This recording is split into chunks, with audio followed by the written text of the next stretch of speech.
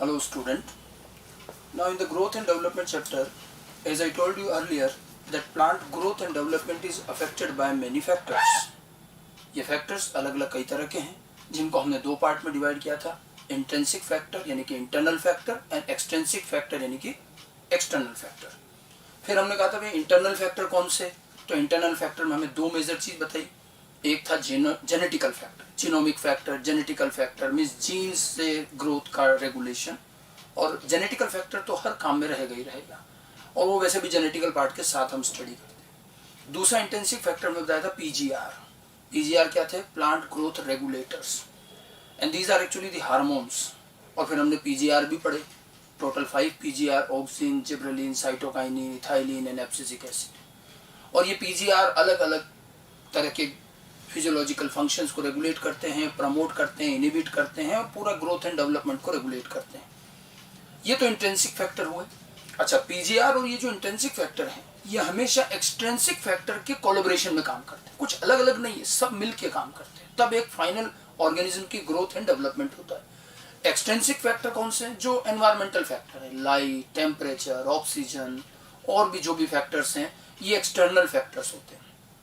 फिर हमने लास्ट में ये बता रहे थे कि एक्सटर्नल फैक्टर्स भी कई सारे हैं और वो प्लांट की कई सारे फिजियोलॉजिकल एक्टिविटीज को रेगुलेट करते हैं, seed germination, seed dormancy, flowering और भी कई चीजें हैं। और उनमें से फिर हमने कहा था कि जो फ्लावरिंग वाला पार्ट है उसको लेकर के दो फिनोमिनन, एक्सट्रिंसिक फैक्टर के रेगुलेशन के दो फिनोमिनन हमें चैप्टर के एंड में दिए हुए हैं कि effect of light on flowering and effect of temperature on flowering. ठीक है, लाइट का फ्लावरिंग पर क्या इफेक्ट है, इस पूरे प्रोसेस को फोटोपीरियोडिज्म कहते हैं, और टेम्परेचर का फ्लावरिंग पर इफेक्ट वर्नलाइजेशन कहलाता है। तो ये दो छोटे छोटे फिजियोलॉजिकल प्रोसेस हैं, इनको हमें यहाँ पर एनसीईआरटी सिलेबस में दिया है ये इंडिकेट करने के लिए कि किस तरह से एक्सटर्नल फैक्टर्स प्लांट के फिजियोलॉजिकल फंक्शनिंग को रेगुलेट करते हैं। And one of the physiological function which we are going to study is flowering, और फ्लावरिंग पर किस तरह से एक्सट्रिंसिक फैक्टर का रोल है, लाइट का, टेम्परेचर का, वो हमें इन दोनों में स्टडी करना है। ठीक है, बाकी तो seed germination, seed dormancy, movements, plant के ऐसे और भी कई काम हैं जिनमें एक्सटर्नल फैक्टर्स का रोल होता है, लेकिन इतना डिटेल अपने सिलेबस में नहीं है। एनसीईआरटी में मेनली फोटोपीरियोडिज्म, वर्नलाइजेशन लास्ट में दिया है। तो हम सबसे पहले बात करते हैं फोटोपीरियोडिज्म। आप देखिए नाम देखिए इसका जो नाम है photo and periodism. Photo means light and periodism means period, light period. Actually एक साइंटिस्ट यहाँ जो है गार्नर एंड अलार्ड, इन्होंने देखा कि बहुत सारे प्लांट में फ्लावरिंग इस बात पे डिपेंड करती है कि उस प्लांट को किस तरह का लाइट पीरियड मिला है ना। What kind of light period?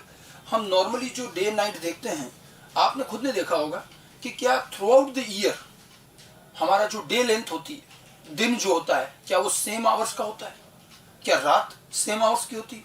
Although 24 hours से हम रफली कहते हैं 12 घंटे का दिन, 12 घंटे का रात, लेकिन ऐसा होता नहीं है। हम देखते हैं कि समर में, स्प्रिंग और समर और इनमें नॉर्मली दिन बड़े होते हैं, ठीक है, और उसके बाद में जो विंटर्स आती हैं उनमें दिन छोटे हो जाते हैं, रात थोड़ी सी बड़ी हो जाती है। मतलब एग्जैक्ट 12 आवर्स का डिवीजन नहीं है। ठीक है, समर में जहां आप देखिएगा थोड़ा लेट तक अंधेरा होता है तो ऐसे केस में दिन बड़ा हो जाता है, तो वहां 12 आवर की जगह 14 आवर्स का डे हो सकता है। और विंटर में हम देखते हैं कि शाम जल्दी हो जाती है, दिन छोटे होते हैं, लाइट पीरियड कम हो जाता है, 8-10 घंटे का ही होता है, नाइट पीरियड बढ़ जाता है। तो हमारे जो प्लांट्स हैं उनके जो फिजियोलॉजिकल फंक्शन है उनमें भी इन चीजों का रोल देखा गया है। ऐसा देखा गया है कि कुछ प्लांट ऐसे हैं जिनको एक पर्टिकुलर नंबर के शॉर्ट डे मिलते हैं तभी वो फ्लावरिंग करते हैं। ठीक है, अब वो number plant to plant vary कर सकता है, किसी को 2 दिन चाहिए, किसी को 4 दिन चाहिए, किसी को 5 दिन चाहिए, कुछ भी हो सकता है। लेकिन प्लांट की लाइफ साइकिल इस तरह से प्रोग्राम्ड होती है, this is so called programming of life cycle. ठीक है, तो उनकी कुछ प्रोग्रामिंग इस तरह की है कि भाई इस प्लांट को इतने शॉर्ट डे मिलेंगे, उसके बाद जो उसका वो स्टिमुलस मिलेगा उससे फिर वो फ्लावरिंग करता है। तो कुछ प्लांट ऐसे हैं जिनको एक particular number of long day चाहिए तब फ्लावरिंग करता है। तो अब आप देखिए जिसको शॉर्ट डे की रिक्वायरमेंट होगी वो प्लांट फ्लावरिंग कब करेगा? शॉर्ट डे उसको कब मिलेंगे? नेचुरली विंटर्स में। तो विंटर्स में वो शॉर्ट डे रिसीव करेगा और विंटर के बाद या विंटर के एंड में जाते जाते फिर वो फ्लावरिंग करेगा। इसलिए आप देखो कई सारे प्लांट ऐसे हैं जो विंटर्स में जाके फ्लावरिंग करते हैं at the end of the winter, after winter. और जिनको लॉन्ग डे चाहिए वो लॉन्ग डे कब मिलेंगे? नेचुरली समर में। तो वो समर में पहले लॉन्ग डे का पार्ट रिसीव करेंगे, उसके बाद जब उनका अपना पार्ट मिल गया फिर वो फ्लावरिंग करेंगे। तो वो समर और समर के बाद वहां जा जाकर उसकी फ्लावरिंग होने का मतलब क्या? देखो प्लांट की लाइफ साइकिल में फ्लावरिंग का बड़ा इंपॉर्टेंट रोल है। वो रिप्रोडक्टिव फेज है, अदरवाइज प्लांट वेजिटेटिव रहता है, रूट स्टेम सब ग्रो हो रहे हैं, ठीक है। फ्लावरिंग नहीं होगी तो फ्रूट सीड कुछ नहीं बनेगा। और प्लांट की लाइफ साइकिल, अगर प्लांट मोनोकार्पिक है तो वो एक बार फ्लावरिंग करेगा, फ्रूट बनाएगा, सीड बनाएगा, प्लांट भी खत्म, सब खत्म। एनुअल प्लांट, बाइनियल प्लांट सब ऐसे ही, ठीक है। और पेरिनियल प्लांट में जरूर है कि हर साल फ्लावर बनते हैं, तो हर साल फ्लावर भी तभी आएंगे जब उनको प्रॉपर वे में लाइट पीरियड मिल जाए। हालांकि लाइट पीरियड की रिक्वायरमेंट सारे प्लांट के लिए ऑब्लिगेटरी नहीं है। कई प्लांट ऐसे हैं जो लाइट से इंडिपेंडेंट है, कुछ भी कोई भी ड्यूरेशन मिल जाए उनका तो जब फ्लावरिंग होनी तब होनी। तो उनका जो जेनेटिकल मैकेनिज्म है वो उनका लाइट पीरियड से लेना देना नहीं, वो न्यूट्रल रहते हैं। कुछ प्लांट हैं जो लाइट पीरियड से उनका बड़ा रोल है। तो इसीलिए हम देखते हैं कि कई प्लांट विंटर्स और विंटर के बाद फ्लावरिंग करते हैं, कुछ समर, समर के बाद फ्लावरिंग करते हैं। वो लॉन्ग डे शॉर्ट डे के अकॉर्डिंग उनकी एक रिक्वायरमेंट होती है। थोड़ा जब आगे वर्कआउट किया तो पता चला कि जिन प्लांट में लाइट पीरियड का बड़ा रोल है, एक्चुअली वहां पर फ्लावरिंग एक हाइपोथेटिकल, अभी इसलिए कह रहा हूं हाइपोथेटिकल कि अभी भी हम आइसोलेट नहीं कर पाए, एक हार्मोन की वजह से। और जब उनको एक required number of light period मिल जाते हैं तब उनके अंदर एक फ्लावरिंग हार्मोन प्रोड्यूस होता है और उस हार्मोन की हेल्प से फ्लावरिंग होती है। वो हार्मोन प्रॉपर तभी बनेगा जब एक particular period of light period मिल जाए। तो ये सारी चीजों से हमें पता चला कि बहुत से प्लांट में लाइट का फ्लावरिंग में रोल है, लाइट की भी क्वांटिटी, डे लेंथ, ठीक है। और उसी चीज को हम फोटो पीरियोडिज्म कहते हैं। जो डे लेंथ जो उनको चाहिए, एक क्रिटिकल डे लेंथ होती है कि भाई इतना तो मिनिमम, उससे ज्यादा या उससे कम जो भी है क्रिटिकल डे लेंथ होती है, इसको हम फोटो पीरियड कहते हैं। इस पूरे प्रोसेस को फोटो पीरियोडिज्म कहते हैं। जिन प्लांट में इनका ये सब मिलता है वो फोटो पीरियोडिक प्लांट होते हैं। अब इसमें हम बहुत ज्यादा डिटेल्ड वे में नहीं जाए, लेकिन इस प्रोसेस को थोड़ा सा समझें। अब देखिए फोटो पीरियोडिज्म को अगर हम डिफाइन भी करें, the relative length of dark and light period vary from place to place and from season to season. ये तो हम सभी जानते हैं कि अलग अलग जगहों पर और अलग अलग सीजन में, जैसे मैंने कहा समर, विंटर, वहां पर लाइट और डार्क की जो डे लेंथ और जो नाइट लेंथ है वो वेरिएबल होती है, अलग अलग होती है। And this influences the flowering process to great extent in different plant. और ये बहुत सारे प्लांट में फ्लावरिंग के प्रोसेस को इन्फ्लुएंस करता है। The length of day period या जो लाइट पीरियड की लेंथ है, it is called photo period. इसको क्या बोलेंगे? Photo period. And the response shown by plants to the change in relative length of light and dark period। और plant का जो response है in light relative length of dark and light period is called photoperiodism। photoperiodism की हम ये definition भी दे सकते हैं कि the response shown by plants, ठीक है, response shown by plants to the changes in relative length of dark and light period is called photoperiodism। और ये response भी किस reference में? फ्लावरिंग के reference में। तो प्लांट का फ्लावरिंग को लेकर जो रेस्पॉन्स है लाइट और डे का, पीरियड का, उसको हम फोटो पीरियोडिज्म कहते हैं। वैसे अभी तक की इस पूरी बातचीत में आपको लग रहा होगा कि यहाँ सारा मामला जो है लाइट पीरियड का ही है, तो जनाब ऐसा नहीं है। लाइट पीरियड के साथ साथ डार्क पीरियड का भी रोल है। ये हम जब थोड़ी आगे इसमें स्टडी हुई तो पता चला कि लाइट तो लाइट की जगह है, लेकिन डार्क पीरियड जो नाइट कह सकते हो उसका भी रोल है। अभी देखते हैं उन चीजों को भी, ठीक है। The phenomenon of photoperiodism was first discovered by Garner and Allard. इन्होंने सबसे पहले इस चीज को नोट आउट किया। ये दो अलग अलग तरह के प्लांट पर काम कर रहे थे। They studied on Biloxi variety of soybean. Soybean की एक बिलॉक्सी वैरायटी और एक टोबैको की वैरायटी थी, माइरिलैंड मैमथ टोबैको, एक म्यूटेंट वैरायटी है टोबैको की। इन दो पे उन्होंने काम किया, तो ये हमसे पूछा भी जा सकता है। So it is discovered by Garner and Allard and they studied on soybean biloxi variety and Maryland mammoth variety of tobacco। Garner और एलार्ड ने जब अपनी स्टडीज करी तो उन्हें रियलाइज हुआ कि डे लेंथ की रिक्वायरमेंट के अकॉर्डिंग हम पूरे प्लांट को 3 ग्रुप में डिवाइड कर सकते हैं।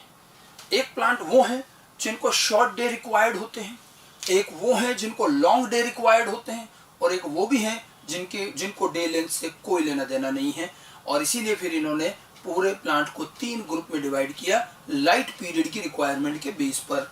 ठीक है, तो आगे बढ़ते हैं।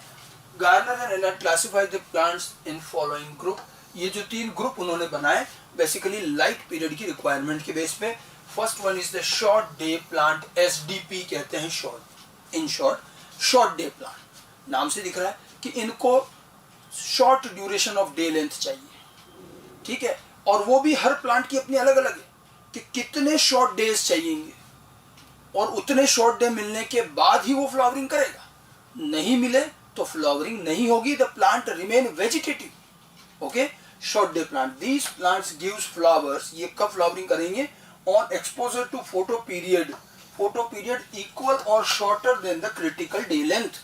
एक क्रिटिकल डे लेंथ एज्यूम की जाती है कि भाई क्रिटिकल डे लेंथ की भाई इतनी डे लेंथ होती है, या तो उतनी या उससे कम, जितनी छोटा होगा ड्यूरेशन उतना अच्छा। ठीक है, तो ये चीज है कि ये प्लांट तभी फ्लावरिंग करेंगे जब ये एक क्रिटिकल डे लेंथ या उससे छोटे ड्यूरेशन के लाइट पीरियड रिसीव करते हैं। ठीक है, ये ड्यूरेशन कितना, 8 to 10 hours of light period, 8-10 घंटे का ही दिन होना चाहिए। आप देखो ये सिचुएशन कब मिलेगी, ये विंटर में ही आएगी। और विंटर में कभी कभी आप देखिएगा कई बार सुबह भी बहुत देर से उजाला होता है और जल्दी शाम हो जाती है, तो डे पीरियड बहुत छोटा होता है। तो ये जो शॉर्ट डे पीरियड है ये कई प्लांट्स के लिए बड़ा अच्छा है, और ऐसे वो कुछ शॉर्ट डे रिसीव कर लेते हैं। मान लो किसी प्लांट को 5 ऐसे शॉर्ट डे चाहिए, तब जाकर के वो फ्लावरिंग करेगा। अब 5 दिन लगातार आए ये भी जरूरी नहीं है। अब देखो मजे की बात कि इसमें बहुत फ्लेक्सिबिलिटी। मान लो आज शॉर्ट डे मिल गया उसको एक, फिर कल जो है थोड़ा उजाला अच्छा हो गया, थोड़ी धूप आ गई, कल नहीं मिला, तो वो जो एक मिला है ना वो काउंट करके रखता है। फिर 3-4 दिन बाद फिर एक ऐसा शॉर्ट डे मिल गया, उसका फेवरेबल, ऐसे कर करके जितने भी दिन बाद उसके, जिस दिन 5 दिन पूरे हो गए बस उसके बाद उसमें फ्लावरिंग हो जाती। मतलब ऐसा नहीं है कि जो उसको जितने डेज शॉर्ट डेज चाहिए वो रेगुलर मिले, कोई जरूरी नहीं। वो फ्रेगमेंट में मिल सकते हैं, गैप में मिल सकते हैं। प्लांट उनको मेमोराइज रखता है, उसके इन्फ्लुएंस, उसके इफेक्ट को मेमोराइज रखता है और उसके बाद फ्लावरिंग करता है। तो बड़ी यूनिक चीज है ये भी। ठीक है, और हमने आगे थोड़ा बहुत और वर्कआउट किया कि आखिर प्लांट को पता कैसे चलता है कि आज शॉर्ट डे, ये स्टिमुलस वो को देखता थोड़ी, तो वो महसूस कैसे करता है। तो इसका जो रिसेप्टिव ऑर्गन है, इस लाइट पीरियड का स्टिमुलस कौन लेता है, तो ये प्लांट की लीफ लेती है। प्लांट की लीफ जो है वो इस स्टिमुलस को रिसीव करती है कि भाई आज एक शॉर्ट डे हो गया, भैया अपना गिन लो इसको। तो कौन बता रहा है, कौन इस स्टिमुलस को रिसीव कर रहा है, लीफ। और जितने शॉर्ट डेज हैं वो मिलने के बाद इसमें एक हार्मोन बनेगा और फिर फ्लावरिंग होगी। ये एक शॉर्ट डे हो चाहे लॉन्ग डे हो, बेसिकली चीजें यही रहती हैं। ठीक है, समझ में आई बात। तो यहाँ पर ये शॉर्ट डे वाले हैं, इनको एक क्रिटिकल डे लेंथ या उससे छोटा पीरियड चाहिए।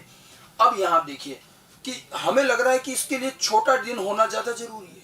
थोड़ा वर्कआउट किया तो समझ में आया कि जनाब इनके लिए short day is not important. हाँ, शॉर्ट डे तो होना चाहिए, कारण कि जब डे शॉर्ट होगा तो ही तो नाइट लॉन्ग होगी। और इन प्लांट्स के लिए continuous uninterrupted long nights are more essential than the short day. इनके लिए ये ज्यादा, they need a continuous uninterrupted dark period. तो एक कंटिन्यूअस अनइंटरप्टेड डार्क पीरियड इनको चाहिए। अनइंटरप्टेड मतलब कोई डिस्टर्बेंस नहीं होना चाहिए, बीच में लाइट नहीं आ जाए वहां। ठीक है, फ्लावरिंग के लिए। और इसीलिए SDP को हम LNP लॉन्ग नाइट प्लांट भी कहते हैं। जब इनका मैकेनिज्म स्टडी किया ना तो मालूम चला कि भाई इनको तो जो है, हमें लग रहा था शॉर्ट डे चाहिए, शॉर्ट डे चाहिए। ठीक है, वो शॉर्ट डे तो दिख रहा है, इसे शॉर्ट डे कर रहे हैं। बेसिकली इनकी वास्तव में रिक्वायरमेंट है लॉन्ग नाइट, और ऐसी लॉन्ग नाइट कि उस नाइट के दौरान बीच में कहीं लाइट का ब्रेक नहीं होना चाहिए। Continuous uninterrupted long night duration, ये जरूरी है उनकी फ्लावरिंग के लिए। और शॉर्ट डे का इतना बड़ा रोल नहीं है, लेकिन लॉन्ग नाइट तभी मिलेगी जब डे शॉर्ट करना पड़ेगा, समझ गए ना। और ये इसीलिए लॉन्ग नाइट प्लांट भी कहलाते हैं। इनको 14 से 16 घंटे की लॉन्ग नाइट चाहिए, और ये कब मिलेगी, विंटर्स में मिलेगी। सेम बात है। ओके, कुछ एग्जांपल्स भी ध्यान रख लें। वैसे तो मैंने कई सारे लिखे हैं, लेकिन कुछ मेन एग्जांपल जरूर ध्यान रख लें। एग्जांपल्स ऑफ SDP टोबैको है सोयाबीन, वायोला, ज़ेंथिन, जिसको कि कॉकलबर भी कहते हैं, chrysanthemum, cannabis, coleus, chenopodium, mustard, dahlia, sugar cane, strawberry, lots of plants are there. Okay, ठीक है, आप देख लीजिएगा। इनमें मेनली वो NCERT की भी जो एग्जाम्पल है वो भी इसमें है। आप एनसीईआरटी वाले ही एटलीस्ट वो एग्जाम्पल जरूर ध्यान रख लीजिए। Okay, short day plants, short day length छोटा चाहिए, लेकिन डे लेंथ छोटा होने के बाद साथ साथ उनका कंटिन्यूस अनइंटरप्टेड डार्क पीरियड भी चाहिए। अच्छा, इस पर थोड़ा सा और जब स्टडी करी तो एक दो बड़ी यूनिक बातें और पता चली कि इनका जो शॉर्ट डे, देखो मैंने इसको एक डायग्राम से शो किया, ये देखो, ये मान लो पूरा 24 आवर का टोटल डे है, तो इसमें 14 to 16 आवर का तो डार्क पीरियड चाहिए, 8-10 घंटे का लाइट पीरियड, तो एसडीपी प्लांट फ्लावरिंग करते हैं। समझ में आ गई बात? लेकिन अगर एसडीपी प्लांट का डार्क पीरियड, इसमें देखिए for SDP plant dark period is critical, ये डार्क पीरियड ज्यादा इंपॉर्टेंट है and must be continuous. If this dark period breaks by a brief exposure to red light, then SDP will not flower। ये बात अच्छे से ध्यान रखना। अगर इन प्लांट का, जिनमें कि हमें जो शॉर्ट डे प्लांट है, इनका डार्क पीरियड ज्यादा इंपॉर्टेंट है, वो लॉन्ग एंड कंटिन्यूस होना चाहिए। अगर किसी वजह से इनके डार्क पीरियड में बीच में किसी ने लाइट दे दी, ठीक है, लाइट दे दी, और अगर वो लाइट भी स्पेशली रेड लाइट हुई, तो तबाही मच जाती है। तबाही इसलिए मच जाती है कि वो शॉर्ट डे का होने का कोई मतलब नहीं है, फ्लावरिंग नहीं होगी। अगर इनके डार्क पीरियड को अपन ने लाइट से ब्रेक कर दिया, बीच में थोड़ी सी लाइट दे दी, टॉर्च जला दी, कुछ भी कर दिया, तो इनका डार्क पीरियड ब्रेक हो गया, फ्लावरिंग नहीं होगी। और लाइट भी तो नॉर्मल लाइट से भी हो जाएगा, और अगर उसमें रेड लाइट है तो उसका इफेक्ट और भी प्रोमिनेंट है, ये ध्यान रखना, ठीक है, रेड लाइट स्पेशली। इसी से फिर इसका मैकेनिज्म थोड़ा बहुत समझ में आया, ठीक है, इफेक्ट ऑफ रेड लाइट। अच्छा, एक और चीज है, मान लो आपने रेड लाइट दी, जैसे देखो ये रहा, ये डार्क पीरियड अपन ने बीच में यहाँ, और जितना मिड में डार्क पीरियड के जितना बीचों बीच 16 घंटे का है तो 8 घंटे पर, जितना मिडिल में दोगे इस रेड लाइट का, उतना ज्यादा प्रोमिनेंट इफेक्ट होता है। तो रेड लाइट से ब्रेक कर दिया, थोड़ी सी लाइट दे दी बीच में, तो फ्लावरिंग नहीं होगी, नो फ्लावरिंग इन एसडीपी। समझ गए? लेकिन इस रेड लाइट के इफेक्ट को हम ओवरकम कर सकते हैं अगर हमने रेड देने के बाद फार रेड लाइट दी, ठीक है। The effect of red light can be overcome bye subsequent exposure of far red light. मतलब ये रेड लाइट है, अब यहीं पर ही सोच लीजिए, मान लीजिए मैं यहीं पर ही फिर एक और लाइट दे दूं फार रेड, अगर यहीं फिर फार रेड लाइट दे दी रेड के तुरंत बाद, तो वापस फ्लावरिंग हो जाएगी। मतलब रेड लाइट का इफेक्ट न्यूट्रलाइज हो जाएगा अगर आप रेड लाइट के ही बाद सब्सिक्वेंटली क्या दे दें, फार रेड। तो ये शुरू में तो थोड़ा अजीब लगा गार्नर और रेड को भी, लेकिन बाद में मैकेनिज्म पर जाकर उन्होंने इस चीज को समझा, ठीक है। तो क्या समझ में आई बात? शॉर्ट डे प्लांट के लिए लॉन्ग नाइट कंटिन्यूअस होनी चाहिए। अगर उनकी ये नाइट पीरियड, डार्क पीरियड अगर किसी भी लाइट से बीच में ब्रेक हो जाए, या स्पेशली रेड लाइट से वो ब्रेक हो जाए, तो उनमें फ्लावरिंग नहीं होगी। लेकिन रेड लाइट अगर आ गई, साथ में आपने फार रेड वापस दे दी, तो फिर कोई दिक्कत नहीं है, फिर फ्लावरिंग हो जाएगी, ठीक है। Maximum inhibition of flowering with red light occurs at about middle of the critical dark period. अगर डार्क पीरियड के मिडिल में ये रेड लाइट दी है ना, तो फ्लावरिंग का मैक्सिमम इनिबिशन होगा। वो मैंने कहा ना, बीचों बीच में मिलने पर होता है, ठीक है। प्रोलंगेशन ऑफ कंटिन्यूअस डार्क पीरियड, अगर अच्छे से कंटिन्यूअस डार्क पीरियड रहता है, initiate early and good flowering.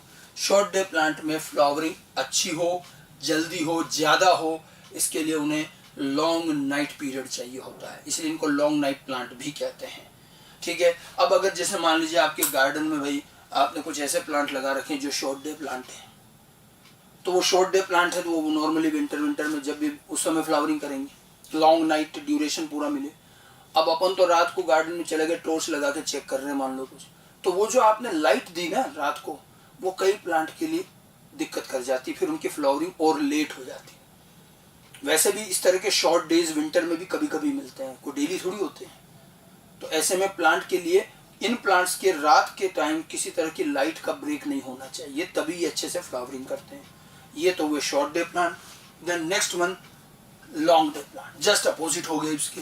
Long day plant LDP, these plant flowers only when they expose to critical photo period और photo period longer than the critical day length. एक normal जो average day length होती है उससे बड़ा चाहिए, इसमें day long होना चाहिए, ठीक है। The long light period is critical. यहाँ आप देखिए, वहां तो डार्क पीरियड था, यहाँ लाइट पीरियड ही वास्तव में, यहाँ पर जो लंबा लाइट पीरियड है यही क्रिटिकल होता है। इनको हम शॉर्ट नाइट प्लांट कह सकते हैं, ठीक है। लेकिन दोनों प्लांट में एक चीज ध्यान रखना, जो लॉन्गर ड्यूरेशन है वो इंपॉर्टेंट है।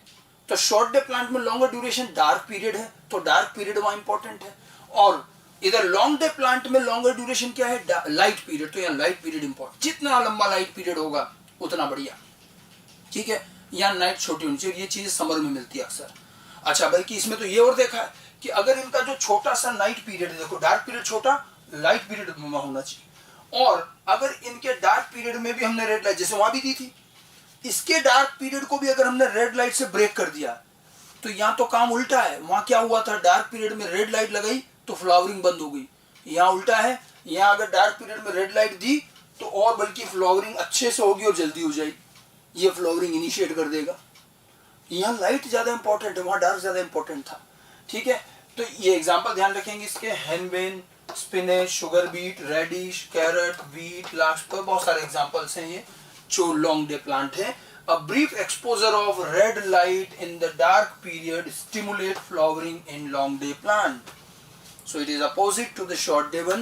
Short day के dark period में अगर red light से हमने exposure दिया तो उसकी flowering inhibit हो जाती है, जबकि long day plant के dark period को हमने red light से exposure दिया तो उसकी तो flowering stimulate हो जाती है।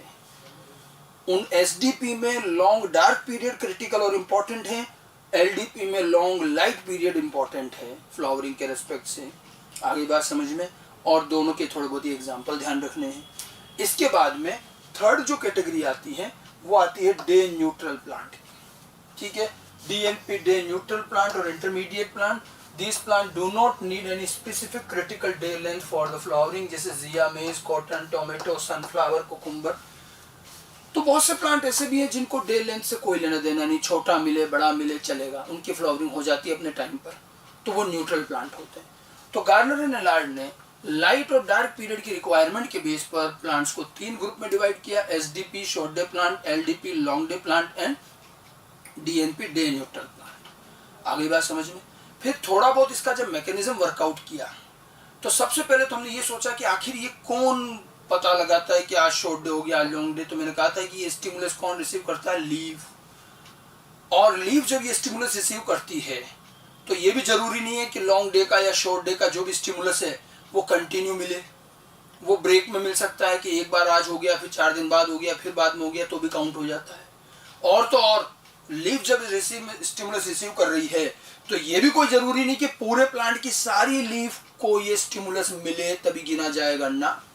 पूरे प्लांट में अगर एक लीफ को भी ये एहसास हो गया कि भाई आज शॉर्ट डे था, उसको समझ में आ गई बात, तो वो काउंट किया जाए, वो दूसरे लीफ में भी स्टिमुलस चल जाता है। मतलब बहुत फ्लेक्सिबिलिटी है, लेकिन leaf is the organ which receive the stimulus of light period, समझ गए। और इस स्टिमुलस के रिसेप्शन के बाद यह एक हार्मोन बनता है जिसको कहते हैं फ्लोरिजन, क्योंकि फ्लावरिंग से रिलेटेड है फ्लोरिजन हार्मोन।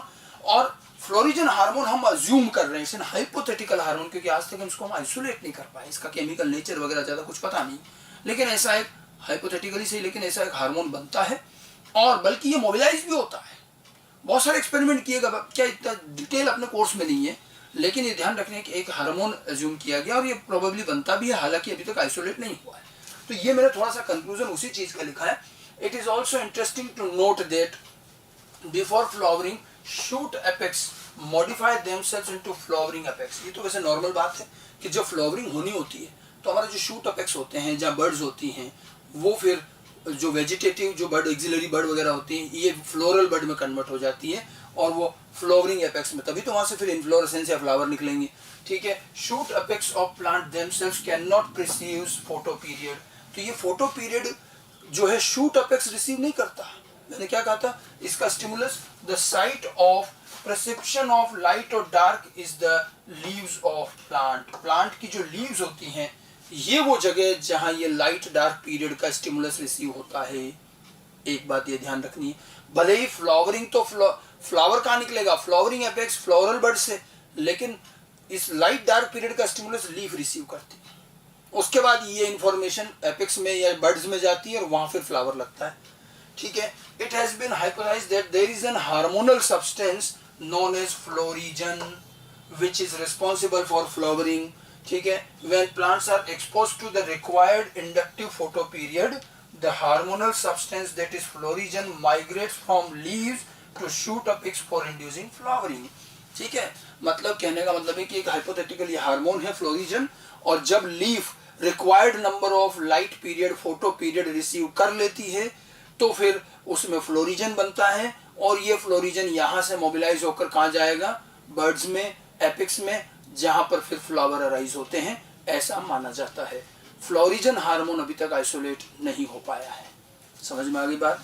थोड़ा बहुत इसके मैकेनिज्म को भी समझाने की कोशिश की है।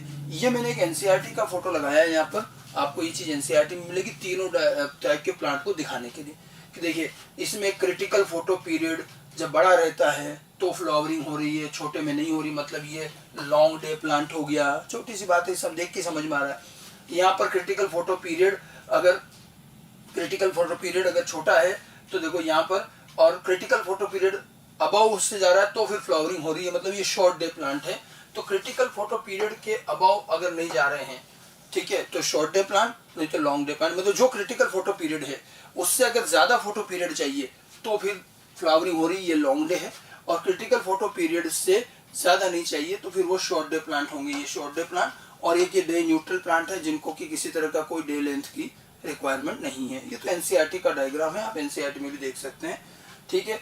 Regarding the mechanism of photoperiodism, photoperiodism का जो मैकेनिज्म है उसमें हमारा वैसे ये चीजें एनसीईआरटी में ज्यादा डिस्कस नहीं की गई है। थोड़ा सा हम समझ लें कि आखिर ये मैनेज कैसे होता है, कैसे क्या चीजें, तो थोड़ा सा मैं बहुत ब्रीफ में इसको मैकेनिज्म को समझाने की कोशिश करता हूँ। इसके मैकेनिज्म में फाइटोक्रोम का रोल रहता है। There is a role of phytochrome in photoperiodism. अब फाइटोक्रोम क्या है? फाइटोक्रोम एक तरह का फोटो रिसेप्टिव पिगमेंट है जो लाइट रिसीव करता है, ठीक है। Phytochrome is a photo receptor pigment that plant use to detect light. Plant इससे लाइट डिटेक्ट करता है, ये लाइट रिसीव करता है, ये जो है फोटो रिसेप्टर पिगमेंट होता है फाइटोक्रोम। फाइटोक्रोम प्लांट में दो फॉर्म में मिलता है, एक होता है पीआर फॉर्म और एक PFR form. Two different forms, PR and PFR, ठीक है। पीआर क्या है? फाइटोक्रोम रेड, पीएफआर जो है फाइटोक्रोम फार रेड, ठीक है। और ये एक दूसरे में इंटर कन्वर्टेबल होते हैं, टू डिफरेंट फॉर्म होते हैं।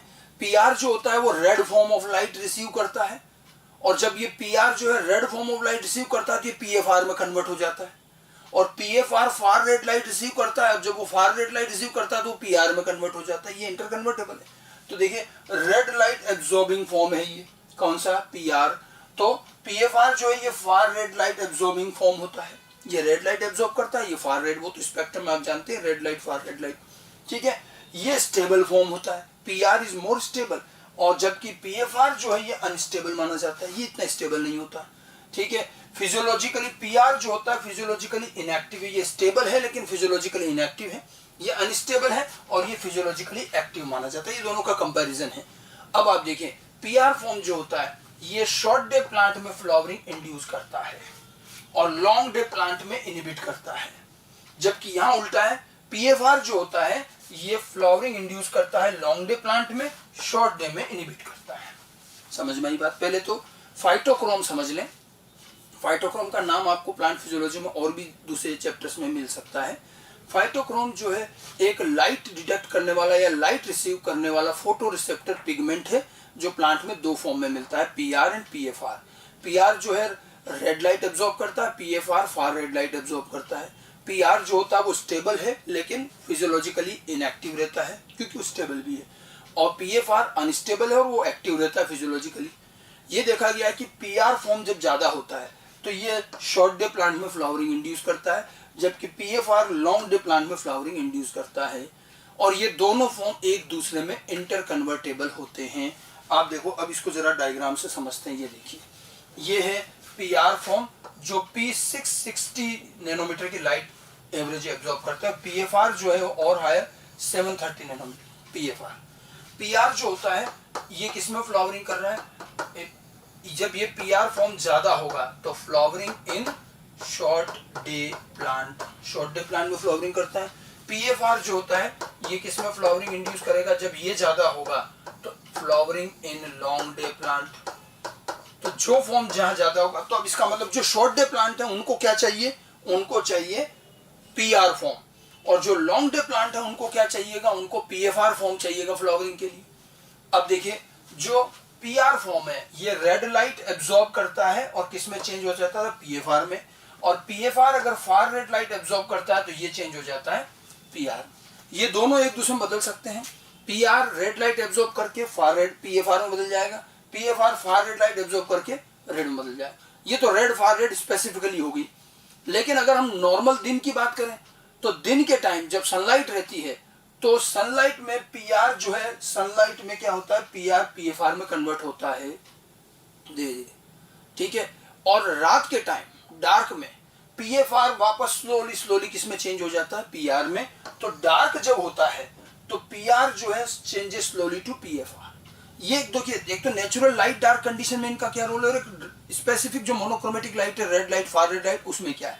पीआर और पीएफआर अगर आप सेलेक्टिवली रेड लाइट दे रहे हैं तो बहुत अच्छे से पीआर सारा पीएफआर में चेंज हो जाएगा, फार रेड लाइट दे रहे हैं तो पीएफआर पीआर में चेंज हो जाएगा। लेकिन हम भी जानते हैं नेचर में ऐसे कोई रेड और फार रेड अलग अलग नहीं मिलती है, नेचर में तो सनलाइट आती है। तो ये देखा गया है कि दिन के टाइम जब सनलाइट रहती है तो पीआर किस में चेंज होता है, पीएफआर में। रात के टाइम स्लोली स्लोली ये पीएफआर वापस किस में कन्वर्ट हो जाता है, पीआर में, और ये इनका चलता रहता है। इससे क्या है, प्लांट को भी डे नाइट इनका पता चलता है। और हम ये जानते हैं कि पीआर फॉर्म जो है ज्यादा रहेगा तो शॉर्ट डे में फ्लावरिंग होगी एसडीपी में, पीएफआर फॉर्म ज्यादा होगा तो लॉन्ग डे प्लांट के अंदर फ्लावरिंग होगी। अब आप देखिए हमने क्या कहा था, शॉर्ट डे प्लांट को ज्यादा क्या चाहिए, पीआर फॉर्म, ठीक है। और हमने क्या कहा था, शॉर्ट डे प्लांट के लिए लॉन्ग नाइट जो डार्क ड्यूरेशन है वो ज्यादा होना चाहिए। अब होता क्या, इसको पीआर ज्यादा चाहिए, लेकिन दिन के टाइम तो पीआर किस में कन्वर्ट हो रहा है, पीएफआर में। तो इसके लिए तो बेकार, क्योंकि अगर ये पीआर वापस पीएफआर में बदल जाएगा तो फ्लावरिंग कैसे होगी, उसको तो ज्यादा क्या चाहिए, पीआर। इसीलिए ये प्लांट क्या चाहता है कि लाइट पीरियड छोटा रहे और डार्क पीरियड बड़ा रहे। तो लाइट पीरियड छोटा होगा तो पीआर से पीएफआर का कन्वर्जन कम होगा, और डार्क पीरियड ज्यादा होगा तो पीएफआर का कन्वर्जन किधर होगा, पीआर में, जो उसको चाहिए। इसीलिए तो यहाँ पर डार्क पीरियड ज्यादा लंबा होना चाहिए इसके लिए, शॉर्ट डे के लिए, ताकि ज्यादा पीआर इकट्ठा होगा तो फ्लावरिंग हो जाएगी, ठीक है। रात भर अच्छी लंबी रात होती है तो बहुत सारा पीएफआर पीआर बन जाता है, लेकिन फिर सुबह दिन हुआ तो थोड़ा फिर कन्वर्ट हो गया उधर। तो इसीलिए ये तो चाहेगा कि डे पीरियड छोटा हो, डार्क पीरियड बड़ा हो, ताकि क्या है, पीआर फॉर्म ज्यादा बने। फिर हमने क्या कहा था कि अगर इसके डार्क पीरियड को अपन ने रेड लाइट बीच में दे दी तो और फ्लावरिंग नहीं होती। क्यों, देखिए, अगर इसके डार्क पीरियड में अपन यहाँ रेड लाइट दे दें तो रेड लाइट देने पर क्या होता है, पीआर किस में कन्वर्ट हो जाता है, पीएफआर। रेड लाइट लेते थे तो बड़ी मुश्किल से तो उसने पीआर फॉर्म इकट्ठे किया है, और इधर अपन ने इसके डार्क पीरियड में क्या दे दी, रेड लाइट। तो रेड लाइट जैसे ही दी तो जो कुछ पीआर बना भी था वो भी सारा किस में कन्वर्ट हो गया, पीएफआर में। तो पीआर तो खाली हो गया, तो फिर तो फ्लावरिंग और लेट हो जाएगी, फ्लावरिंग इनहिबिट हो जाती है। लेकिन रेड लाइट दी और साथ साथ फार रेड भी दे दी तो हमने क्या कहा था, फिर फ्लावरिंग हो जाती है। अब समझ में आया कैसे, रेड लाइट दी तो सारा पीआर पीएफआर में कन्वर्ट हो गया, लेकिन फिर अपन ने वापस फार रेड भी दे दी तो वापस सारा पीएफआर किस में कन्वर्ट हो गया, पीआर में, और अच्छा खासा पीआर इकट्ठा हो गया तो फ्लावरिंग हो जाएगी।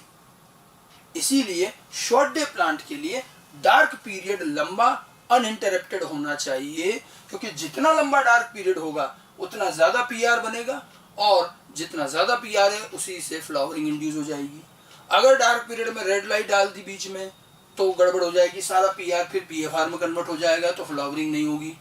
लेकिन रेड के बाद वापस फार रेड दे दी तो फिर कन्वर्ट हो जाएगा। मतलब यहाँ क्या है, लास्ट लाइट कौन सी दी अब उससे चलेगा।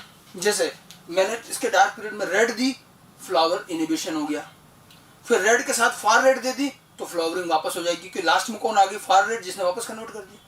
अब अगर मान लो तीसरी बार रेड दी, फार रेड दी, फिर रेड दी तो क्या होगा, अब लास्ट में तो रेड आई ना, तो फिर फ्लावरिंग नहीं होगी। फिर फार रेड दे दो, फिर फ्लावरिंग हो जाएगी।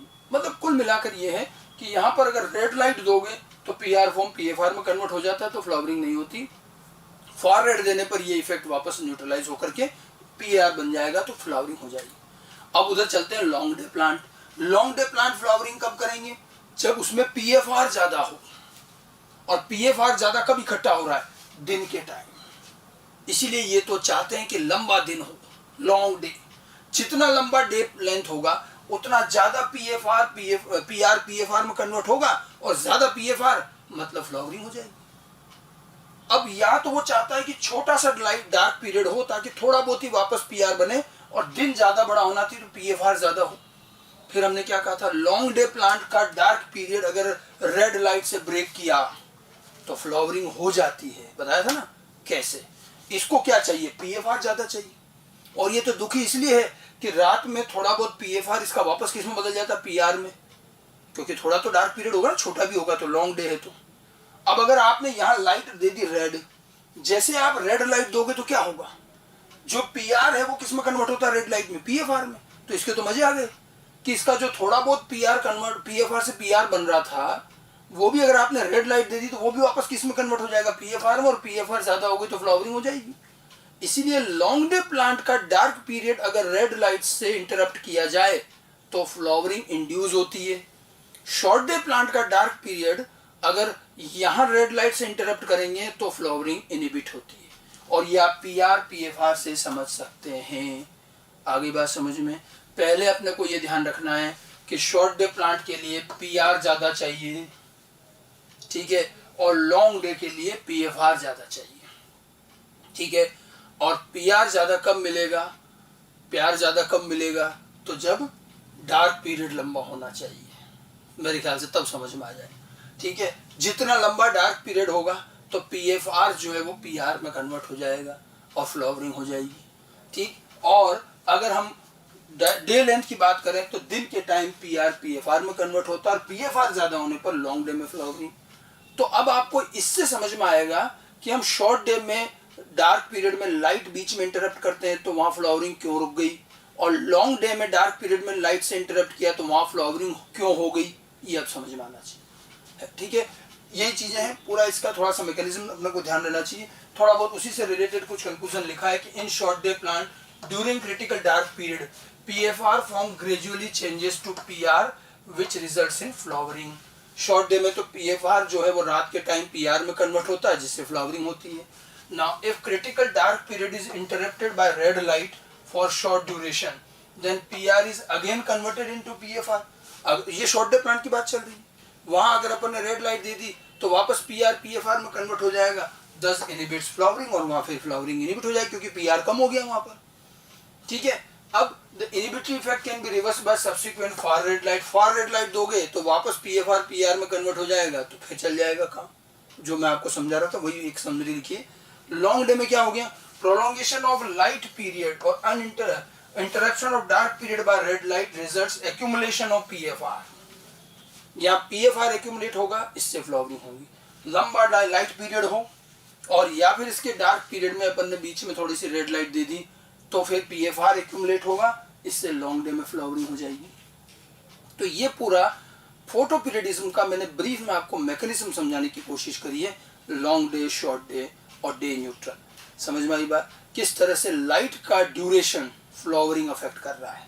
और यहाँ फाइटोक्रोम का भी रोल है जो हम थोड़ा सा इजी वे में भी इसको समझ सकते हैं। Okay, now finally importance of photo periodism. इस फोटो पीरियडिज्म का नॉलेज अगर हमें है तो फायदा क्या है। अगर हम ये जानते हैं कि हम जो अपने गार्डन में या एग्रीकल्चर में जो प्लांट लगा रहे हैं वो शॉर्ट डे है, लॉन्ग डे है, अगर हमें उसका पता है तो हम उसके अकॉर्डिंग अपना एग्रीकल्चर प्लान कर सकते हैं। गार्डन में कब कौन सा फ्लावर चाहिए, कब आना कब नहीं आना, ये हम प्लानिंग कर सकते हैं। इसकी इंपॉर्टेंस इसी चीज में है।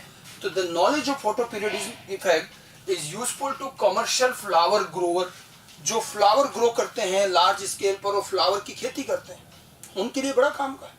अगर उनको नॉलेज है कि अपना ये फ्लावरिंग तब होगा जब उसको इतने दिन का शॉर्ट पीरियड दो, तो वो आर्टिफिशियल मैनेज करेंगे, ठीक है। लॉन्ग डे प्लांट है तो उसके रात के टाइम भी रेड लाइट दे देंगे ताकि फ्लावरिंग हो जाए। तो इस तरह से मैनेज किया जा सकता है by having the knowledge of photo periodism. It enables them to induce और retard flowering by regulating photo periodic and temperature condition in glass house to meet the demand of market. अगर मान लो market में demand ज्यादा है, flower जल्दी चाहिए, तो वो उसी according photo period artificially manage करके दे देंगे और फ्लावरिंग जल्दी करा देंगे। अगर लग रहा है कि भी मार्केट में डिमांड कम है, अभी फ्लावर ज्यादा नहीं चाहिए, तो उनको वो फोटो पीरियड देंगे ही नहीं जिससे फ्लावर इंड्यूस ना हो। तो ये हम मैनेज कर सकते हैं। ज्यादा डिमांड है, जल्दी फ्लावरिंग चाहिए तो कर सकते हैं, लेट करवाना है तो भी कर सकते हैं, उनको उस तरह का फोटो पीरियड दो ही मत। तो ये चीज अब काम आ सकती है जब हम ये जो फ्लावर को कमर्शियली जब ग्रो करते हैं वहां पर। ठीक इसी तरह से अगला भी, knowledge of photo period is also useful in laying out garden orchid और प्लानिंग ऑफ क्रॉप पैटर्न, किसी पर्टिकुलर एरिया में कब कौन सी क्रॉप लगानी है, कैसे क्या है, पूरी प्लानिंग की जा सकती है अगर हम फोटो पीरियोडिक इफेक्ट जानते हैं तो। समझ गए? ठीक है। इसके अलावा the knowledge of photo periodism can be utilize keeping some plant vegetative growth. अब देखो, मान लो कुछ प्लांट ऐसे हैं जिनकी हम लीफ खा रहे हैं, वेजिटेटिव पार्ट खाते हैं। अब उसमें अगर फ्लावरिंग जल्दी हो जाएगी तो हमारा वो वेजिटेटिव पार्ट कम मिलेगा। वहां हम क्या चाहेंगे कि जितना ज्यादा वेजिटेटिव ग्रो करे उतना बढ़िया, फ्लावरिंग बाद में हो, क्योंकि अपने को वेजिटेटिव पार्ट चाहिए।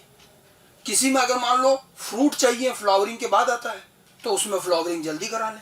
तो अगर हमें फोटो पीरियोडिज्म का नॉलेज है तो हम या तो उसका वेजिटेटिव पीरियड बढ़ा सकते हैं या कम कर सकते हैं।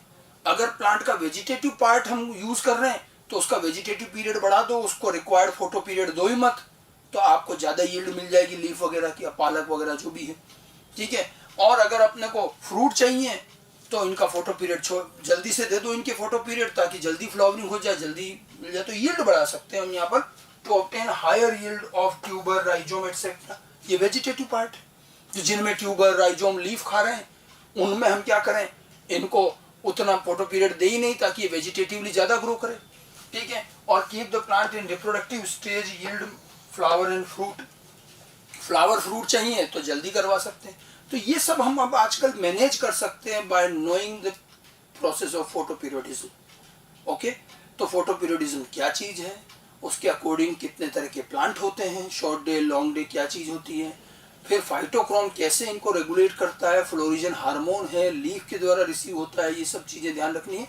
और हम इसको आर्टिफिशियली कैसे यूज कर सकते हैं, इसकी इंपॉर्टेंस क्या है, ये ध्यान रखें। तो ये तो हमारा एक पार्ट हुआ कि फ्लावरिंग का हमारा प्रोसेस किस तरह से लाइट के ड्यूरेशन पे डिपेंड करता है, जिसको हम फोटो पीरियोडिज्म कहते हैं। बाद में हमने देखा कि चलो एक तो ये पार्ट हो गया लाइट का। Then now the role of temperature.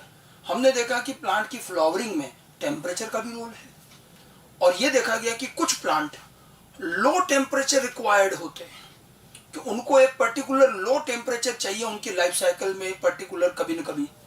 और वो एक लो टेम्परेचर, जिसको कहते हैं चिलिंग ट्रीटमेंट, ढंग का लो टेम्परेचर जब उनको मिलता है तो उस स्टिमुलस से फिर उनमें फ्लावरिंग होती है। और अगर लो टेम्परेचर नहीं मिला तो फ्लावरिंग नहीं होती। ठीक है। ये चीज देखी गई। और टेम्परेचर का फ्लावरिंग पर इफेक्ट, इसको कहा गया vernalization. Come to the next part. ठीक है। अभी तो था effect of light on flowering, now effect on temperature, vernalization. Vernalization जो है, there are various plants for which the flowering is either quantitatively or qualitatively depends on exposure to low temperature। बहुत से ऐसे प्लांट हैं जिनकी flowering quantity wise भी और quality wise भी लो टेम्परेचर एक्सपोजर पर डिपेंड करती है। ठीक है। The phenomenon, this phenomenon is termed as vernalization.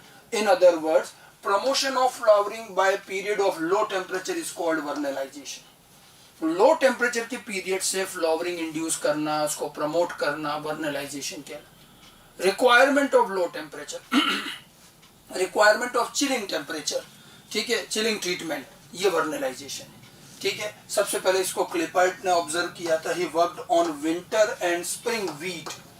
क्लिपर्ट ने सबसे पहले एक चीज देखी, आप देखिए पूरे वर्ल्ड में जहां भी व्हीट ग्रो होता है, व्हीट की दो वैरायटी मिलती है, एक स्प्रिंग में उगने वाला और एक विंटर में उगने वाला। इन्होंने देखा कि स्प्रिंग वाला विंटर में ग्रो नहीं होता, विंटर वाला स्प्रिंग में ग्रो नहीं होता, है तो व्हीट का व्हीट ही, वो का वही प्लांट, सेम स्पीशीज। लेकिन इनमें देखा कि विंटर वैरायटी समर में नहीं लगती, समर वैरायटी विंटर में, तो ये दो तरह की वैरायटी मिलती है। जब इनको उन्होंने स्टडी किया तब पता चला कि यहाँ एक लो टेम्परेचर रिक्वायरमेंट का रोल है। बाद में इस चीज को और डिटेल में स्टडी किया गया, लिसेंको ने, इन्होंने स्टडी किया और ये वर्नलाइजेशन नाम भी इन्होंने दिया है। ठीक है। वर्नलाइजेशन पे भी थोड़ी बहुत चीजें वर्कआउट हुई है। वर्नलाइजेशन की अगर हम और आगे बात करें तो लो टेम्परेचर, यहाँ क्या है देखिए, जब आप प्लांट को ग्रो कर रहे हैं इसमें बड़ी फ्लेक्सिबिलिटी, जैसे मैंने क्या कहा, वहां लाइट का स्टिमुलस लीफ ले रही है और कभी भी मिल जाए, टुकड़ों में मिल जाए, आज एक दिन मिल गया, फिर थोड़े दिन बाद फिर तो भी वो इकट्ठा कर लेते हैं। यहाँ भी प्लांट की लाइफ साइकिल की रिक्वायरमेंट ये है कि अपनी पूरी लाइफ स्पान में प्लांट को एक बार अच्छे से लो टेम्परेचर का एक स्टिमुलस मिल जाए, उसके बाद उसकी फ्लावरिंग हो जाएगी। ठीक है। अब आप चाहो तो सीड जब ग्रो कर रहे हो उसी टाइम उस सीड को थोड़ा रेफ्रिजरेशन बॉक्स में रख दो, 1 डिग्री 2 डिग्री लो टेम्परेचर और फिर उगा दो। तो अपन ने क्या किया कि लाइफ की शुरुआत में उसको दे दिया भाई तेरे को लो टेम्परेचर चाहिए, ये ले, अब उसके बाद ग्रो करो तो फ्लावरिंग हो जाए। ये तो आर्टिफिशियल हो गया। नेचुरली प्लांट को ये लो टेम्परेचर ट्रीटमेंट कब मिलता है? अच्छी खासी सीवियर जो विंटर होती है, ठंड में, ठीक है। और विंटर इसलिए प्लांट क्या करता है, ग्रो तो हो जाता है, वेजिटेटिव रहता है और इंतजार करता है कि भाई कब अच्छे से ठंड पड़े और अपने को एक दिन मजेदार वाली ठंड आ जाए तो अच्छे से लो टेम्परेचर मिल जाए, उसके बाद उसमें फ्लावरिंग होगी। ये भी बड़ी अजीब बात है, लेकिन ऐसा होता है प्लांट में। तो ये प्लांट क्या करता है, वेट करते हैं विंटर तक। विंटर में जब उनको लो टेम्परेचर ट्रीटमेंट मिलता है उसके बाद फ्लावरिंग करते हैं। हमें जब ये बात समझ में आई कि अच्छा ये बात है, तो अब अपन चाहे तो प्लांट को बेवकूफ़ बना सकते हैं।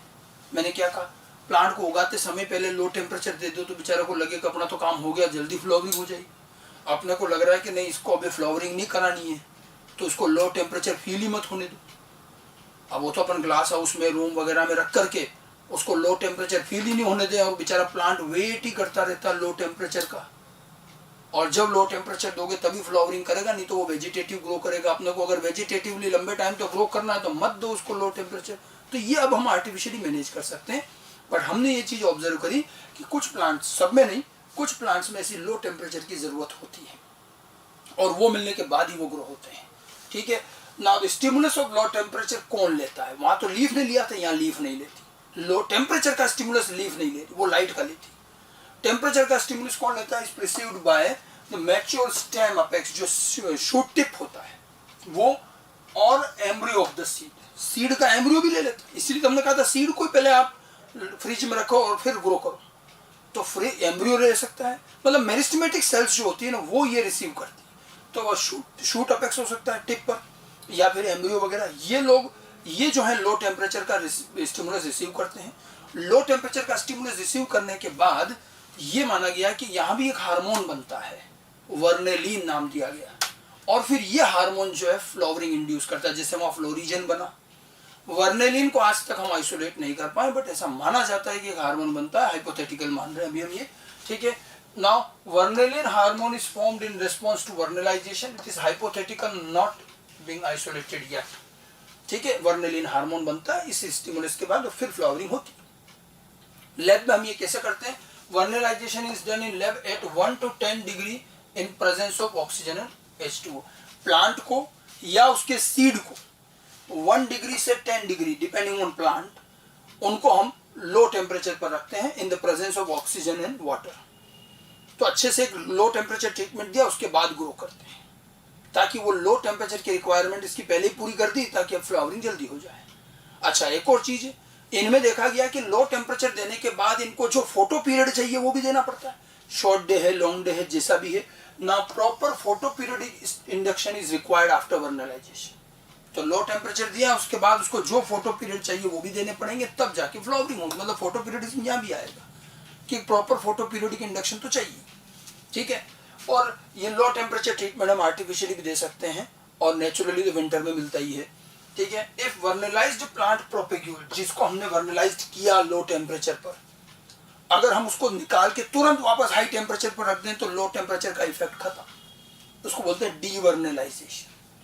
क्योंकि क्या होता है कि जब आपने लो टेम्परेचर पर रखा तो वर्नेलिन बन रहा होता है और आपको फिर लो टेम्परेचर के बाद धीरे धीरे आपको बाहर निकालना है, तो वर्नेलिन स्टेबलाइज हो जाता है, फिर कोई दिक्कत नहीं। आपने तो लो टेम्परेचर से तुरंत निकाल के अच्छे से गर्मी में, हीट में कहीं या ऐसे हाई टेम्परेचर में रख दिया तो वो सारा इफेक्ट खत्म हो जाएगा, उसको डीवर्नलाइजेशन कहेंगे। If the vernalized plant particle are kept in high temperature just after low temperature treatment, then the effect of vernalization is reversed and this is called devernalization. तो इसलिए लो टेम्परेचर के बाद भी धीरे धीरे बाहर करेंगे, एकदम से नहीं लाते। ये तो जनरल सी बातें होंगी वर्नलाइजेशन को लेकर। तो लो टेम्परेचर का, अच्छा ये चीज हमें कहाँ मिली? तो दो बड़े अच्छे एग्जाम्पल हैं जो मैंने नाम, समर और विंटर, जो स्प्रिंग और इनमें है। Vernalization is seen in many winter annuals and biennials. जो विंटर में ग्रो होते हैं वो विंटर में क्यों हो रहे हैं? क्योंकि उनको लो टेम्परेचर ट्रीटमेंट चाहिए। और जो बाइनियल्स होते हैं, बाइनियल आपने देखा होगा जो 2 ग्रोइंग सीजन तक रहते हैं, वो क्यों 2 ग्रोइंग सीजन तक? कि दे need a good low temperature treatment. तो जो बाइनियल होता है, पहले साल वो वेजिटेटिवली ग्रो करता है और दूसरे साल फ्लावरिंग होती है। ऐसा इसीलिए है कि पहले वो वेजिटेटिवली ग्रो हुआ, ठीक है, उसके बाद इस बीच में विंटर आएगी, विंटर में उसको लो टेम्परेचर मिलेगा, फिर वो अगले ग्रोइंग सीजन में फ्लावरिंग करेगा, इसलिए उसको 2 साल लग जाते हैं। अगर आप उस बाइनियल का लो टेम्परेचर ट्रीटमेंट पहले ही करवा दो तो 1 साल में फ्लावरिंग कर देगा। Biennial become annual and biennial become perennial. अगर आप उसको 2 साल में भी अगर उसको लो टेम्परेचर फील मत कराओ तो वो 2 से ज्यादा साल तक इंतजार करेगा वेजिटेटिवली कि भैया लो टेम्परेचर ही नहीं मिला, फ्लावरिंग कैसे करे। तो यही चीज दिखा रही है कि लो टेम्परेचर की रिक्वायरमेंट होती है। ये जो है, पहले अगर हम बात करें विंटर एनुअल्स की, जो एनुअल प्लांट है जो विंटर में ग्रो करते हैं उनको आप समर में ग्रो नहीं कर सकते क्योंकि दे नीड लो टेम्परेचर। अच्छा, सारे प्लांट में वर्नलाइजेशन नहीं चाहिए, कुछ में चाहिए, ठीक है। सम इंपॉर्टेंट फूड प्लांट्स जैसे कि वीट, बार्ले, रे have 2 forms, winter and spring. इनमें 2 फॉर्म होती है, विंटर एंड स्प्रिंग, ठीक है। The spring variety is normally planted in spring season, ये स्प्रिंग सीजन में ग्रो करते हैं। In this variety flowering and production of grains occurs before the end of growing season. ये spring में grow होती है और जब स्प्रिंग सीजन खत्म होने वाला तो ग्रोइंग सीजन, तब तक इनकी फ्लावरिंग वगैरह होकर काम हो जाता है, इसमें कोई दिक्कत नहीं है, ठीक है। However if winter variety are planted earlier to the sowing period in spring season, this would result in no flowering and production of mature grains within the span of flowering season. Actually ये देखा गया कि जो spring variety उसको दिक्कत नहीं है, वो समर में ग्रो, स्प्रिंग में ग्रो की आराम से, ग्रोइंग सीजन खत्म हो रहा जब तक उसमें फ्लावर फ्रूट सब आ गए। लेकिन जो विंटर वैरायटी है वो विंटर में ही ग्रो करनी पड़ती है और फिर विंटर के बाद और स्प्रिंग के आने से पहले उसमें फिर फ्लावरिंग फ्रूटिंग होकर उसकी लाइफ खत्म होती है। उस विंटर वैरायटी को अगर अपन ने समर में लगा दिया, स्प्रिंग में, वो ग्रो नहीं होती। ये चीज क्लिपर्ट ने देखी थी कि वीट की 2 वैरायटी है, स्प्रिंग वैरायटी आराम से ग्रो हो रही है और विंटर वैरायटी जब उन्होंने स्प्रिंग में लगा दी तो वो ग्रो नहीं होती, वो वेजिटेटिव ही रहती है और वो वेजिटेटिव ही रहेगी। और जब वो विंटर आएगा और जब उसको लो टेम्परेचर का दिन मिलेगा तब जाके बाद में फ्लावरिंग करती है। तो winter variety low temperature requirement चाहिए उसको और वो लो टेम्परेचर विंटर में मिलता है और उसके बाद फिर वो फ्लावरिंग करके तो वो स्प्रिंग से पहले जाकर अपना लाइफ खत्म करती है। तो ये जो 2 वैरायटी है इसीलिए है। अब आप विंटर वैरायटी को स्प्रिंग में ग्रो करवा सकते हैं आर्टिफिशियली। इसको क्या चाहिए, लो टेम्परेचर। आपने विंटर वैरायटी ग्रो कर दी स्प्रिंग में, ग्रो करने से पहले इसके सीड को आपने लो टेम्परेचर ट्रीटमेंट आर्टिफिशियली दिया, उगा दो, फिर ये ग्रो कर जाएगी स्प्रिंग। अब winter variety can be converted into spring और समर वैरायटी और ये लो टेम्परेचर रिक्वायरमेंट के बेस पर किया जाता है। तो 2 तरह की वैरायटी मिलना एक ही प्लांट की, वीट है तो वीट 2 तरह के मिल रहे हैं, ये इंडिकेट कर रहा है कि कुछ वीट वैरायटी ऐसी हैं जिनको लो टेम्परेचर की रिक्वायरमेंट रहती है। वो अगर आप आर्टिफिशियली पहले पूरा कर दें तो इनको आप पहले भी फ्लावरिंग करवा सकते हो, अदरवाइज नहीं तो विंटर के बाद ही होती है, ठीक है। ऐसे बाइनियल प्लांट की भी बात आ गई, ठीक है। अब वही चीज लिखी हुई, the germination and sorry they germinate, ये बात हो रही विंटर की, and over the winter come out small seedling resumes and growth in the spring and the harvested usually around midsummer। ये विंटर वैरायटी की बात हो रही कि विंटर में उनको लो टेम्परेचर मिलने के बाद फिर इसमें सीडलिंग जर्मिनेशन और फ्लावरिंग होगी और फिर इसको हम हार्वेस्ट करेंगे। therefore we can say that the plant require specific temperature। ये विंटर वैरायटी की बात हो रही जो मैंने आपको पूरी बताई, ठीक है। विंटर वैरायटी विंटर में लो टेम्परेचर ट्रीटमेंट लेने के बाद ही आगे ढंग से ग्रो करेगी, उसकी फ्लावरिंग होगी, फिर उसका फ्रूट वगैरह आएगा तो स्प्रिंग सीजन आते आते इसका लाइफ कंप्लीट होता है, ठीक है। तो ये जो चीज है इससे पता चल रहा है कि उनको एक टेम्परेचर, लो टेम्परेचर की जरूरत रहती है। ऐसे मैंने कहा दूसरा बाइनियल प्लांट्स। बाइनियल प्लांट्स जो हैं जैसे कि शुगर बेट, कैबेज, कैरेट, ये जो होते हैं ये मोनोकार्पिक होते हैं। मोनोकार्पिक कौन से, जो अपनी लाइफ में एक ही बार फ्लावर बनाते हैं, एक ही बार फ्रूट बनाते हैं, ठीक है। They normally flower and die in the second season. अब इनकी फ्लावरिंग सेकेंड सीजन में होती है after receiving low temperature treatment. Second season में ये फ्लावरिंग करते हैं। When growing biennial plants are subjected to cold treatment it leads to the stimulation of flower. अगर बाइनियल प्लांट को आप कोल्ड ट्रीटमेंट दे दें तो इसमें फ्लावरिंग हो जाती है।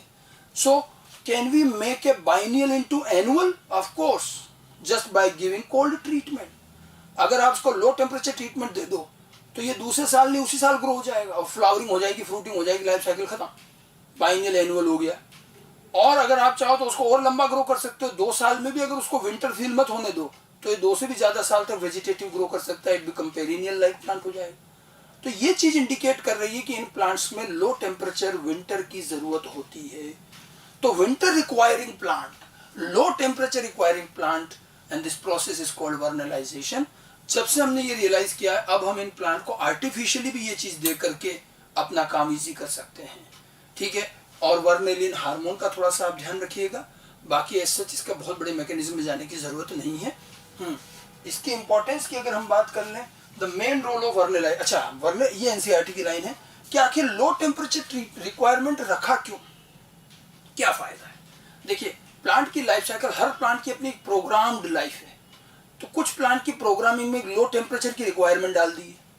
फायदा क्या है इससे, प्लांट अपनी लाइफ साइकिल में प्रोग्रामिंग ऐसी कि लो टेम्परेचर मिलेगा फिर फ्लावरिंग करेंगे, तो इसका फायदा है कि जब तक लो टेम्परेचर नहीं मिलेगा तब तक प्लांट वेजिटेटिवली ग्रो करेगा, अच्छे से ग्रोथ कर लेगा, मैच्योरिटी आ जाएगी, उसके बाद फ्लावरिंग होगी तो अच्छी रहेगी।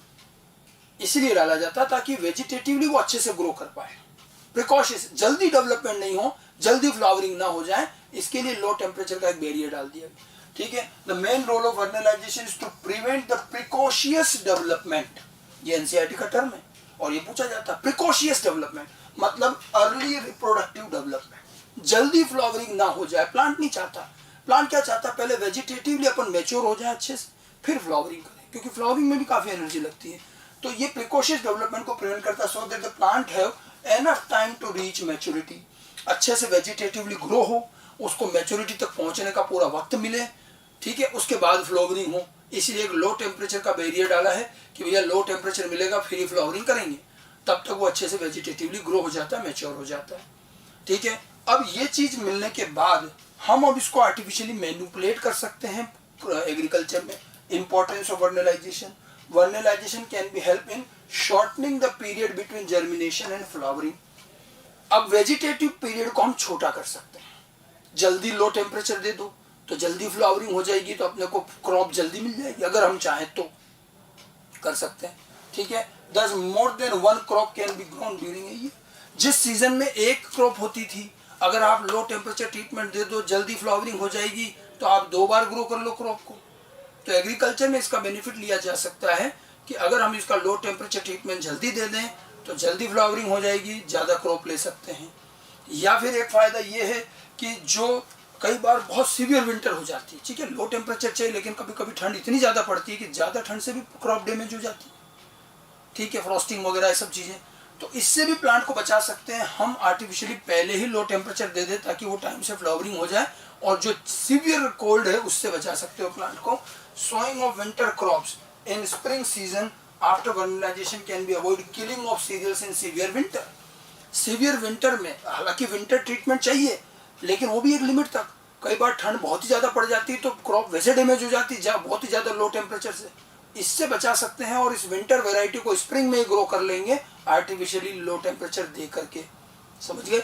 तो इस तरह से आप देखिए कुल मिलाकर के वर्नेलाइजेशन और फोटोपीरियोडिज्म, ये 2 मैंने आज आपको इफेक्ट बताया किस तरह से प्लांट का फ्लावरिंग फिनोमिनन, फ्लावरिंग का प्रोसेस इन 2 एक्सटर्नल फैक्टर पर डिपेंड करता है। कुछ प्लांट ऐसे हैं जिनको एक proper length of light period चाहिए, फोटो पीरियड, फोटोपीरियोडिज्म।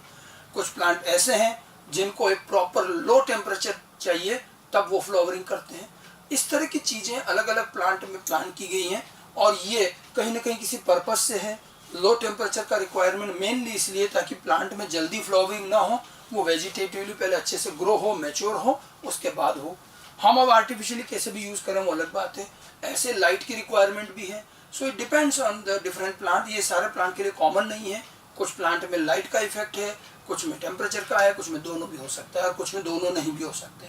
तो फोटोपीरियोडिज्म और वर्नेलाइजेशन ये दोनों आप अच्छी तरह से ध्यान रखें। इनके जो एग्जांपल्स हैं, जो टाइप ऑफ प्लांट्स हैं, बस वो चीज़ पूछी जाती है। फाइटोक्रोम का एक मैकेनिज्म मैंने आपको एडिशनली इसमें बताया ताकि हमें समझ में आए कि क्यों शॉर्ट डे के लिए लंबा डार्क पीरियड चाहिए, लॉन्ग डे के लिए लंबा डे पीरियड चाहिए, उसका हमें फाइटोक्रोम से समझ में आती है चीज़। ओके, तो ये आपका जो पार्ट था ये वर्नेलाइजेशन एंड फोटोपीरियोडिज्म था। Okay, thank you. After photoperiodism and vernalisation मैं 2 छोटी छोटी चीज़ें आपको और बताना चाह रहा हूँ। ये दोनों चीज़ें वैसे तो हमारे एनसीईआरटी के कहीं टॉपिक में यूँ नहीं लिखी हुई है, लेकिन हमने जितना हार्मोन का रोल पढ़ा, जगह जगह आपके लगभग सारे हार्मोन में 2 बातें आई हैं, सनेसेंस एंड एब्सेशन। सनेसेंस, एब्सेशन मैंने बीच बीच में बताया भी था कि सनेसेंस का मतलब एजिंग है, एब्सेशन का मतलब है एक तरह से डेथ या यूँ कहीं किसी पार्ट का अलग होना। तो इन दोनों को ब्रीफ में थोड़ा समझ ही ले, दोनों वर्ड होते क्या हैं, क्योंकि ये हार्मोन में कई जगह बार बार आए हैं, तो एंड में हम इस चीज़ पे भी थोड़ा सा डिस्कस कर लें। एक्चुअली क्या देखो, आप यूँ समझो प्लांट की अगर एक लाइफ देखो, जो पेरिनियल प्लांट है, एनुअल बाइनियल है वो तो चलो फ्लावरिंग के साथ ही पूरा ही प्लांट खत्म हो जाता है, लेकिन आप देखो पेरिनियल प्लांट जो होता है उसमें रूट स्टेम जो उसका बेसिक पार्ट है वो हमेशा रहता है।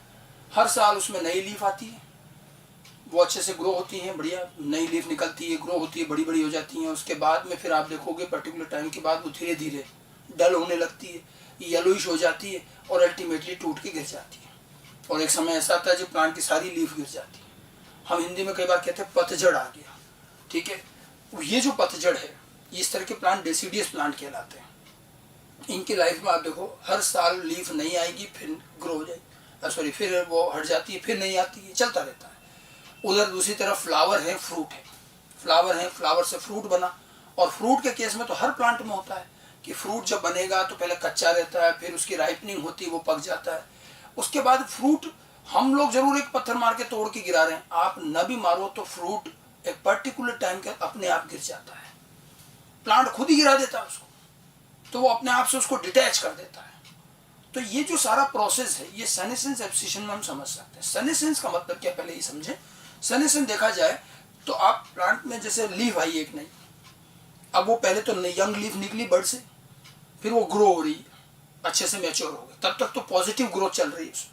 जब वो फुल्ली मैच्योर हो गई, अब वो ग्रो काम करेगी, फिर अब उसमें नेगेटिव पार्ट शुरू होता है, अब उसमें एजिंग होने लगती है। अब उस लीफ में अब नई ग्रोथ नहीं हो रही है, बल्कि जो उसमें बना हुआ है वो भी डिस्ट्रक्ट होने लगता है, कैटाबॉलिक पार्ट बढ़ जाते हैं, उसका प्रोटोप्लाज्म और जो भी सेल मटेरियल है अब वो डिग्रेड होने लगता है। प्लांट क्या करता है, उसको पता है कि अपनी इस लीफ की इतनी लाइफ है, अब प्लांट को लग जाता है कि अब इसकी ज़िंदगी खत्म होने वाली है, तो प्लांट उस लीफ में से जितने काम के मटेरियल है सब निकाल लेता है, ठीक है, और जितना वेस्ट मटेरियल है वो भर देता है, और फिर बाद में ये लीफ प्लांट से अलग हो जाती है। प्लांट बड़ा स्मार्टली काम करता है।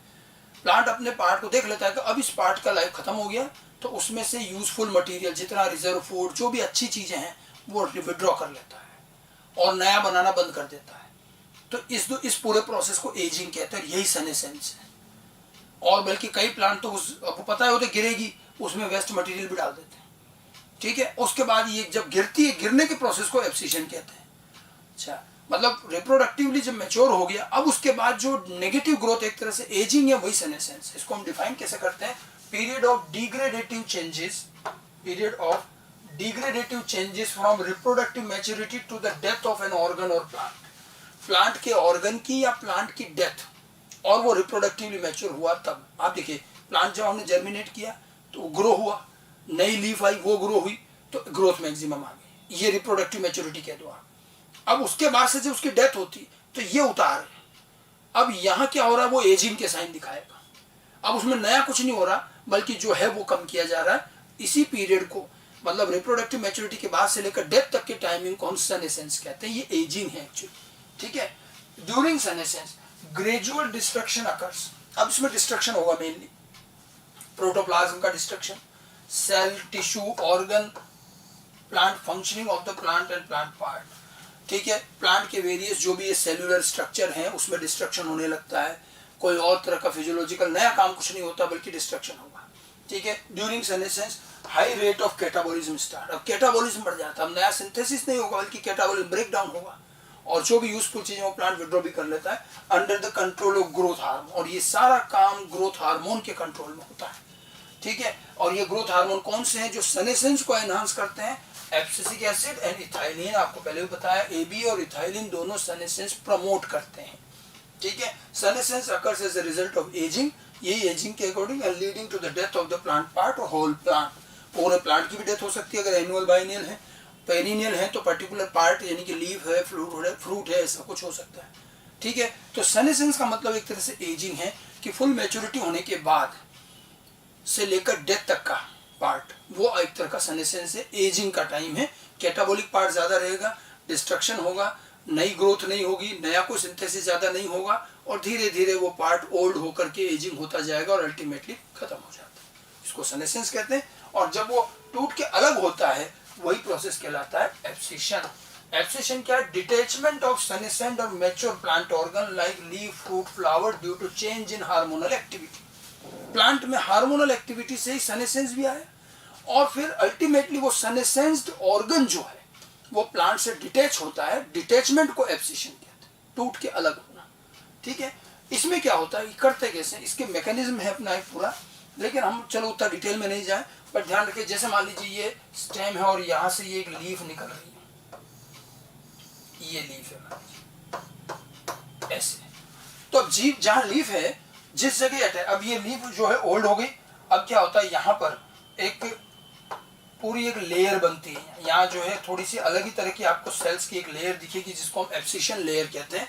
There is an separation layer, abscission layer is formed within the region of attachment, जहाँ से लीफ अटैच्ड है वहां पर एक एब्सिशन लेयर बनती है।